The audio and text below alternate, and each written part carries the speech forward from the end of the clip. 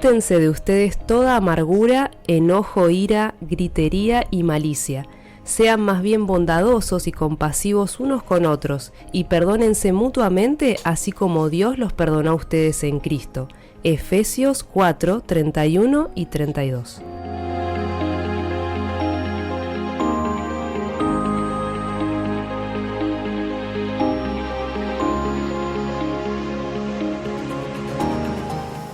Muy buenas. Estamos muy contentos una vez más de saludarlos en nuestro enfoque psicoespiritual.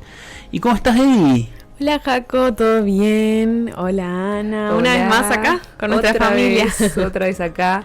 Hoy nos está faltando alguien. Hoy, bueno, ya casi pareciera una costumbre, pero no queremos que se vuelva costumbre, que Rodri no pueda estar, sino que lo extrañamos y aprovechamos para pedir que en la próxima pueda estar, ¿sí? Ojalá y así pueda ser.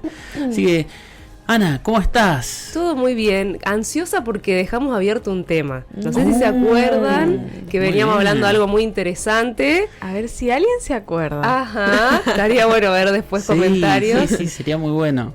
Pero bueno, empezamos, ¿se acuerdan que hablamos de la culpa? Sí, exacto. Temón. Sí, dijimos que tendríamos que tener mucho más tiempo para poder seguir hablando de esto, porque realmente es un tema que lo vivimos en carne propia, que seguramente en alguna ocasión o circunstancia nos ha pasado, o le ha pasado a alguien cercano a nosotros, de sentirnos culpables o de que nos hagan sentir culpables. Entonces es algo que en el día a día lo podemos llegar a vivir. ¿Y con qué tema? Bueno, dijimos, la culpa, y después como, ¿y qué vendrá después?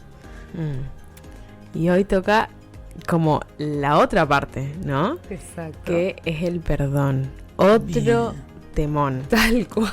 Otro tema bien clave.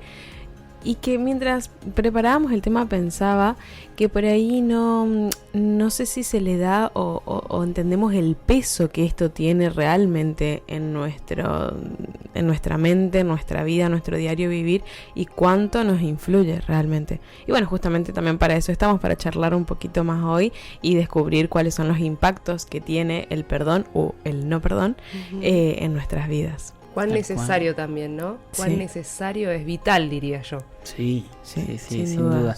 Sin duda, por eso justamente, y la idea era que nos puedan acompañar esta vez también, porque claro, desde la culpa, desde sentir que algo no salió bien o que, sin querer nos equivocamos y alguien se sintió dañado, cuán es importante para poder reparar, ¿no? Y el perdón, si lo pudiéramos poner en palabras como comunes, en palabras prácticas, ¿cómo podríamos explicar qué sería el perdón? Y el perdón puede ser como, o es más como un proceso, más que como algo en sí, como un proceso que lo atravesamos emocionalmente, cognitivamente, y que se trata básicamente de liberarse, o de, si tuviésemos una mochila, de sacarnos la mochila del rencor, del resentimiento, de la culpa. Es como cuando estás así todo contracturado y todo duro y estás pasándola muy mal, a después de que te hagan masajes, tomarte algo, como sentirte mejor, como ese proceso sería el perdón. Bien. Tiene que ver con una decisión también. Exacto. Sí. Tiene que ver con reparar también. Sí. Exacto. Hay muchas partes para abarcarlo. Sin duda. ¿Se acuerdan, solamente como para hacer un poquito de memoria? En el episodio anterior hablábamos de una historia donde la culpa se parecía, ¿no?, a esto que había llevado el monje, pero no el monje más viejo, el más sabio, sino en realidad el que se había quedado con la culpa había sido el monje más joven, porque seguía pensando y seguía con esto, con ese peso en sus espaldas, como decía. Entonces, realmente muchas veces ese peso puede sacarse cuando otorgamos perdón o nos otorgan perdón. Tal cual. Hay una frase que leí que me impactó y me gustó mucho, que dice que el resentimiento es como tomar veneno esperando que el otro se enferme. Es tremendo. Y es un poco también de lo que pasa cuando tenemos este rencor acumulado de quiero, no sé, venganza, o quiero que te vaya mal, o tengo tanta bronca encima, y realmente es como tomar un veneno, estar tomando un veneno esperando que el otro se enferme, que al otro le caiga mal, cuando en realidad el que le cae mal es a uno, al fin y al cabo. Sí, sin duda. Si no, pensémoslo al revés un poquito. Si yo deseo, por ejemplo, deseo que a Anita le vaya bien y realmente me alegro porque va a emprender un viaje y quiero, Anita, que te vaya bien y le deseo lo mejor y quiero que en su viaje disfrute, sea próspero y le vaya bien. En ese desear, en esa bendición, ¿no? Desear lo bueno, a mí me deja con un espíritu alegre, digamos, de esperanza. Tal cual. Ahora, pensémoslo al revés, como decía. Si hay resentimiento, lógicamente nuestro espíritu no va a quedar muy contento, que digamos, porque yo le estoy deseando el mal o estoy deseando que a alguien le vaya mal, ojalá y tenga me llamaba siempre la atención una calcomanía en un camión, siempre que ando por la ruta y me la acuerdo porque era muy llamativa: ojalá que Dios te dé el doble de lo que me decías a mí. Claro. Entonces, ¿qué le estamos deseando? Exacto, dependiendo de lo que le deseamos al otro, es un poco para reírse, pero realmente es para pensarlo también. Tal cual. Y sabes que estaba pensando cuando mencionabas lo del perdón, que el perdón tiene varias caras. Está el que necesita ser perdonado y el que necesita perdonar. Y de alguna manera todos atravesamos por estos dos lugares. Sí. Y vos, Jaco, contabas una historia, nos hiciste acordar, que estaría buena que la compartas para todos. Ya nos contaste a nosotros, pero todos la quieren conocer. Bien. Bueno, esta historia es conocida. Historia es conocida y se encuentra, y les voy a dar, se encuentra en Mateo 18. Mateo, el Evangelio de Mateo, San Mateo, capítulo 18, versículos del 21, bueno, hasta el final, hasta el 35, pero la voy a resumir.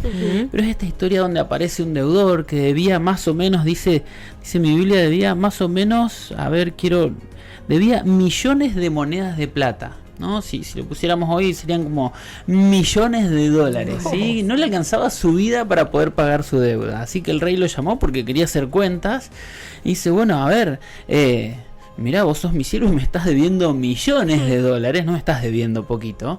Y este siervo se tiró de rodillas al piso y le imploró: rey, por favor, perdóname esta deuda, mirá, yo voy a hacer lo que sea, dame tiempo, necesito tiempo para pagar mi deuda. Y el rey le dijo: bueno, ¿sabes qué? Está bien, te voy a perdonar la deuda. La verdad que en un acto de misericordia, de compasión, de gracia, le perdonó la deuda. Así que cuando este siervo, súper contento, sale del palacio del rey, enseguida va y busca a un siervo igual que él, que también le debía. Pero este otro le debía, y fíjense, dice que le debía unos pocos miles de monedas de plata, o sea, serían unos miles de dólares si lo quisiéramos poner así. No eran millones, eran unos miles, unos pocos miles de dólares. Y este que había sido perdonado, el primero, lo agarró del cuello y le empezó a decir: devolveme la plata, quiero mis dólares. Y el otro dice: pero por favor, mirá, dame tiempo. Le dijo exactamente lo mismo. Dame tiempo, que yo te lo voy a devolver, te lo voy a pagar, estoy laburando para devolverte. Y lo llamativo fue que este primer siervo, al que se le perdonaron millones, le dijo: no, ¿sabes qué? No, te mando a la cárcel. Vos por deudor te mereces la cárcel. Y bueno, y como es la vida y esta parábola, y Jesús me encanta como la cuenta, porque dice que el rey se enteró. Imagínense si nosotros fuéramos el rey. Yo pensaba hoy, ¿no? Mientras la leía y la repasaba, digo, si yo fuera el rey, ¿qué haría? ¿Hubiese hecho lo mismo que hizo el rey de esta historia? ¿Qué hubiésemos hecho? ¿Qué nos hubiese parecido de haberle perdonado millones a alguien y ahora no perdonar unos poquitos miles? Bueno, el rey de esta historia decidió que era muy injusto lo que había hecho este siervo, que tanto se le había perdonado, pero que ahora no era capaz de perdonar un poquitito. Y bueno, el rey dijo: esto es injusto, así que lo mandó a la cárcel y dijo: no, mira, vos te mereces pagar tu deuda. Así que lo metió en la cárcel hasta que pague su deuda. Entonces la pregunta es, ¿no? Muchas veces somos perdonados y muchas veces necesitamos dar perdón. Y son estas dos caras de la moneda, como decías, Anita, que tan importantes que entendamos. Tal cual. Siempre de algún lado nos toca estar. No podemos decir que estamos afuera de esto. En algún momento nos tocó perdonar, en algún momento recibimos el perdón. Así que bueno, es muy importante. Y también pensaba que, como lo decían al principio, es una forma también de autocuidado, ¿no? Sí, de lo que me hace bien a mí, como ustedes mencionaban, y que también lo que le hace bien al otro. Entonces hay muchas formas que podemos mirar al perdón. Pero bueno, esto de soltar, ¿no es cierto?, todo lo que trae el perdón, el insomnio, se refleja en el cuerpo, ¿no es cierto?, el estrés. Me imagino una persona evitando pasar por lugares para no ver a esta persona, viendo situaciones y ya imaginándose que es algo en venganza, y la verdad es que te saca el sueño, el tiempo, es algo como esa carga que decíamos. Entonces, el poder liberar eso y soltar toda esa ofensa, en primer lugar me hace bien a mí. Sí. Es increíble, sí, ¿no? Sí. Porque uno lo piensa que estoy haciendo para el otro, pero en primer lugar me hace bien a mí. Sí. Tal cual. Y pensaba también que hay una típica frase de, bueno, yo perdono pero no olvido. Ahí también está como medio en duda, porque si vamos a la real raíz del perdón, es olvidar, es sepultar, es realmente dejar de lado, atrás, olvidado en la medida que se pueda. Realmente es perdonar, porque ahí está el perdón genuino, ahí está el perdón real, el que me ayuda a mí y ayuda al otro. Porque si te doy un perdón superficial, bueno, sí te perdono, pero sigo pensando, sigo maquinando, sigo con ganas de que te pase algo para que... Y no perdoné realmente. Claro. Perdono, pero si te llego a cruzar de nuevo, mejor no, y ya aparece esto de nuevo. Yo siempre digo que el perdón o el guardar rencor, esto del resentimiento, es como esa herida que nos hacemos, nos raspamos y empieza a hacer cascarita, y cuando está la cascarita ya sanando la piel, empezamos como a rascar la cascarita, ¿no? A mí, yo soy uno de los que me gusta mucho rascarme porque me pica, y bueno, y me saco la cascarita. Pero ¿qué pasa? Vuelve a salir sangre, se vuelve a abrir la herida, y es como que esa herida al final nunca termina de cerrar.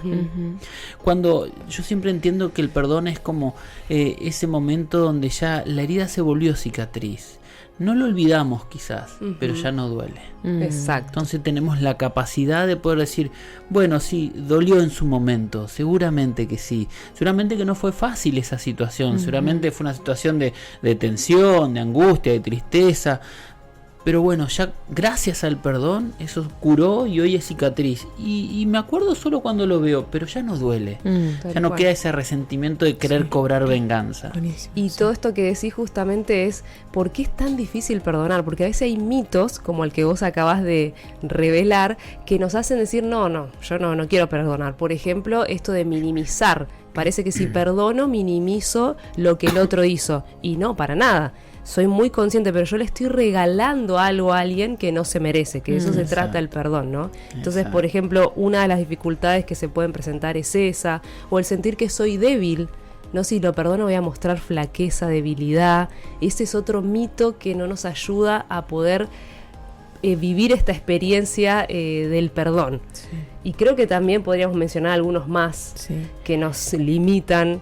Otro que pienso es esto de la dificultad de soltar el control, como que si considero que el otro tiene que reparar ese daño y que lo tiene que hacer de tal y tal forma, tiene que hacerlo así, y como no poder perdonar por esta falta de quizá soltar ese control. Como venimos hablando hace muchos episodios, esto del control nos atraviesa por completo, le tenemos que dedicar un episodio entero. Porque no depende de si el otro se arrepienta o no, que muchas veces creemos que es así y nos encantaría que sea así, pero viene más por el lado de que nosotros debemos perdonar sin importar quizá el arrepentimiento del otro. Entonces esto también de poder soltar el control en esto, que no es fácil, sabemos que no es fácil, pero que es súper necesario. Y tal vez esto que vos decís, esa segunda parte que tiene que ver con la reconciliación, ahí sí tal vez es otra situación que tiene que ver sí con el cambio del otro, pero el perdón no necesariamente tiene que ver con ir y reconciliarme, relacionarme, porque hay situaciones en las que no me permiten. Yo simplemente perdono, pero eso no significa que yo vuelvo a relacionarme, ¿no? Sí podría pasar si hay un cambio de actitud, donde hay una confianza que se puede reconstruir, y hay ahí sí un arrepentimiento, pero por eso ahí hay mitos, ¿no?, que nos frenan siempre a esta parte del perdón. Sí, yo siempre lo entiendo esto como una pared que compartimos con el vecino, ¿verdad? Esa pared se rompió y yo puedo reconstruir mi parte, mi lado de la pared. Pero lógicamente no me puedo cruzar a la casa del vecino y reparar la pared del vecino. Es algo que tiene que hacer él. Bueno, yo puedo hacer mi parte, que es reparar mi lado, digamos, poner mis ladrillos y tratar de que eso se repare. Por eso la palabra reparar tiene tanto que ver. Pero lógicamente no puedo reparar, o sea, obligar al otro a que el otro quiera reparar. Y como decíamos al principio, esto del perdón y de reconstruir es un proceso también. Y saben que hay algo muy interesante, que existe un modelo de un autor, Henry, algo así, no sé cómo se pronuncia, que habla del proceso de las etapas que atravesamos para poder lograr este perdón. Y me parece interesante porque el primero de todos, como usualmente también en episodios anteriores hemos visto, que el primero es reconocer. Reconozco esto que me duele, reconozco esto que sucedió.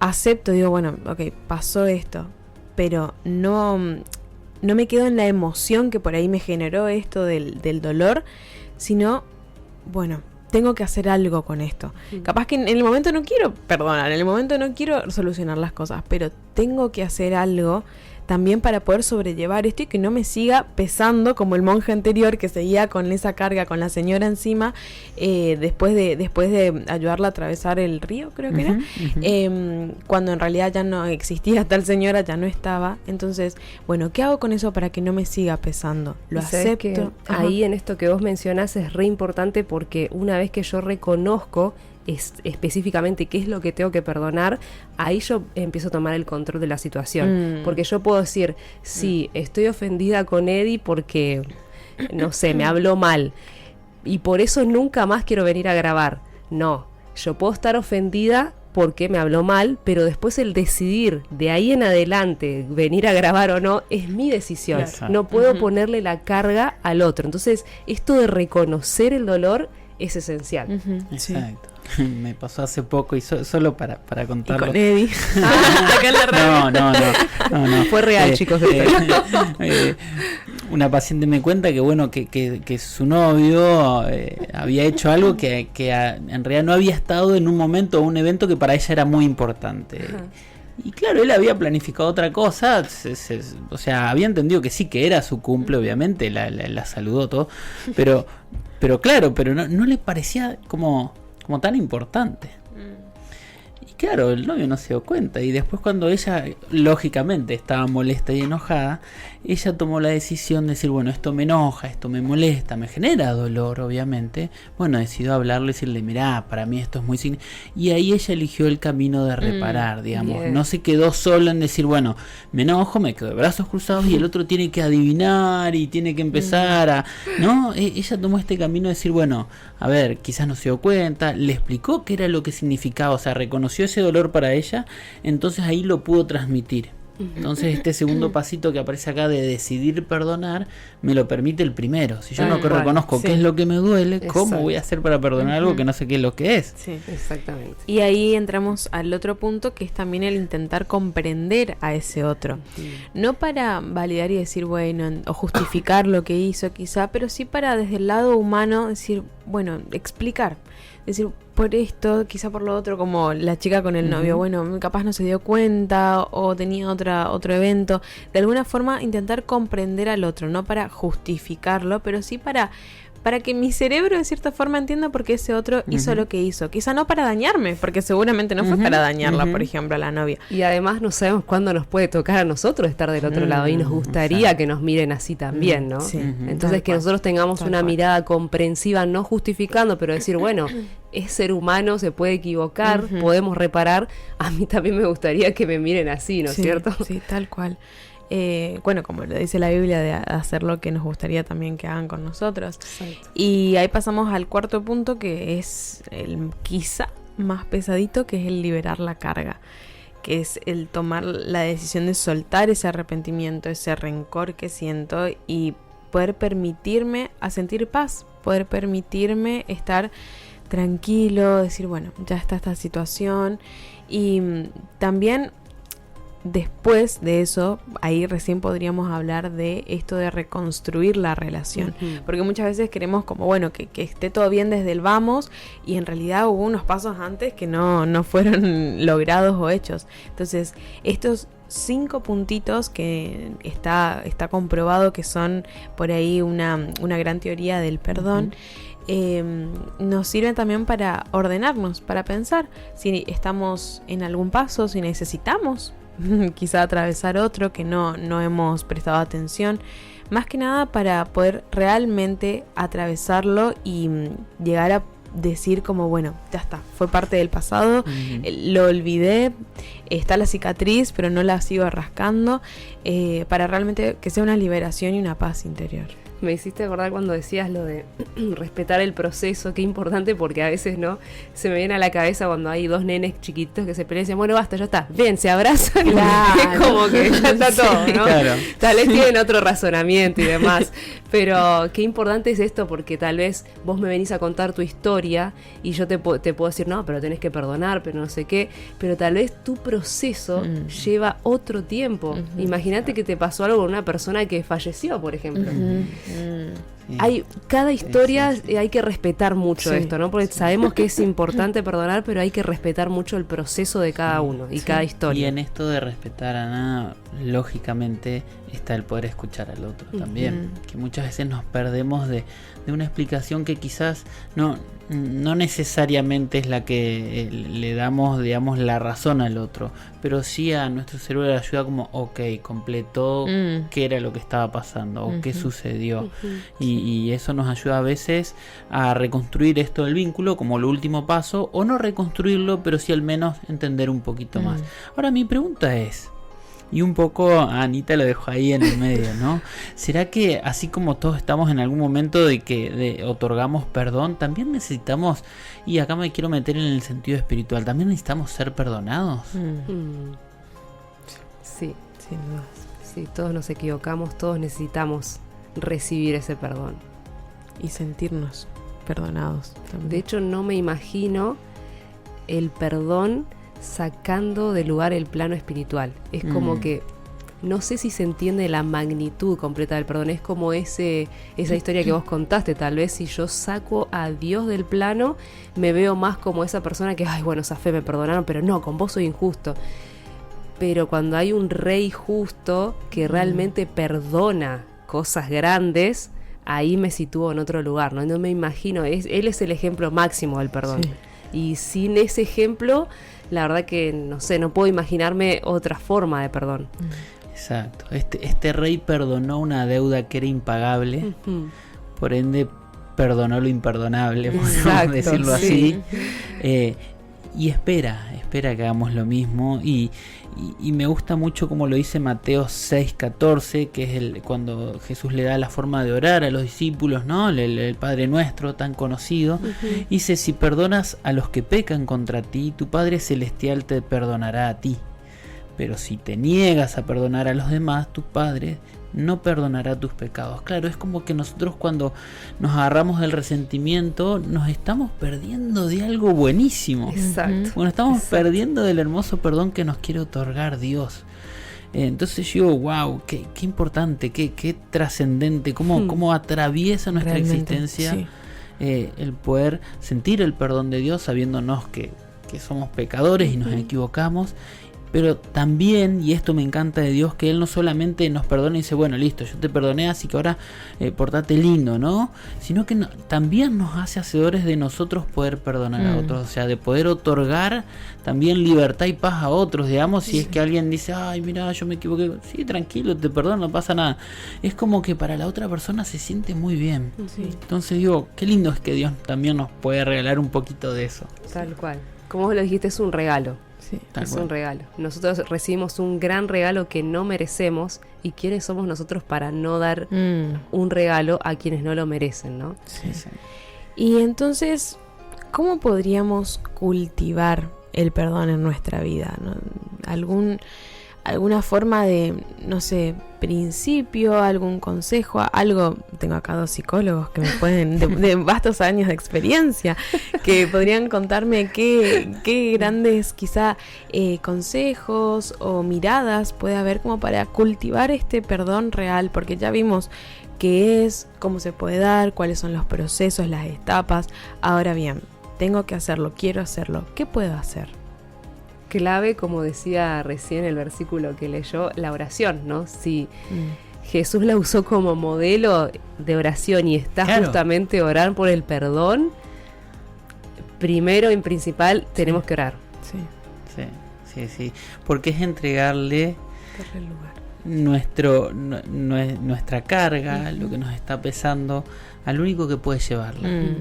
Al único que puede llevarla y que es más, ya la llevó y la dejó en la cruz y nos dice, mirá, ya está, ya tu carga está saldada, tu deuda está pagada. Compartí eso con otros, digamos. Yo siempre insisto y para mí es muy significativo el poder escribir. Escribir qué es lo que me molesta, qué es lo que me generó que yo tenga ese resentimiento, esa bronca, muy claro. Y que lo pueda escribir. Y después de escribirlo, bueno, me gusta esto, ¿no? Y decirle, mirá, Señor, ¿qué te parece esto? ¿No? Como dejárselo en oración y decirle, mirá, ¿y qué hacemos con esto? mirá lo que... Claro, mirá lo que acabo de escribir.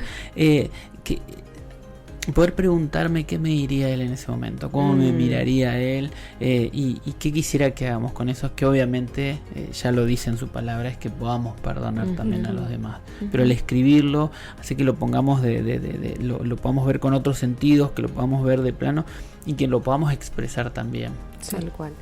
Y obviamente, como habíamos empezado, recordar que es una decisión. Y no es que, vieron 70 veces 7, que la recomendación de perdonar. O sea, no es que solamente una vez. Esto nos va a pasar todo el tiempo. Vamos a necesitar de perdón. Como vos decías, el Señor nos otorgó el perdón, pero nosotros seguimos equivocándonos y seguimos recurriendo a ese perdón. Y también hay otros que se van a equivocar, nos van a lastimar, y necesitamos seguir ofreciendo ese perdón. O sea que es una decisión continua. Entonces, no es que hoy lo aprendí, ya está. Algunas cosas me van a costar más perdonar, otras van a ser más sencillas, pero es una decisión de todos los días. Exacto. Y cuán importante también, como siempre lo remarcamos, poder buscar ayuda, ayuda de un otro cercano, de algún profesional, un terapeuta, porque esto es un proceso que no es sencillo atravesarlo y que no, muchas veces queremos tener las herramientas solitos por ahí y la verdad es que no nacemos sabiendo perdonar.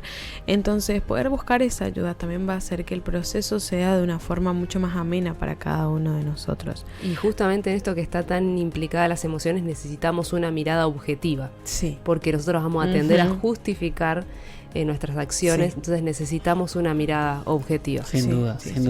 Solo para ir cerrando, ir culminando, se me vino la imagen de Jesús en la cruz, ¿no? Y diciéndole, perdónalos porque no saben lo que hacen. Yo, a ver, si él fue capaz, necesitamos a él pedirle un poquitito de ese amor y ese perdón por los demás, para decirle, Señor, mira, ayúdanos, porque muchas veces no entendemos.